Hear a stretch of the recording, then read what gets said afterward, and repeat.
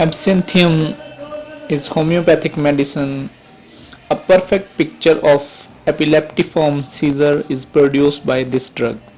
Nervous tremors precedes attacks. Sudden and severe giddiness. Delirium with hallucinations and loss of consciousness. Nervous excitement and sleeplessness. Cerebral irritation, hysterical and infantile spasms come within range of this remedy. Poisoning by mushrooms, chorea, tremor, nervousness, excitement, and sleeplessness in children are guiding symptoms. Others, vertigo also present in this remedy with tendency to fall backward. General confusion, spasmodic facial twitching, stomach symptoms, bloated around waist and abdomen, wind colic,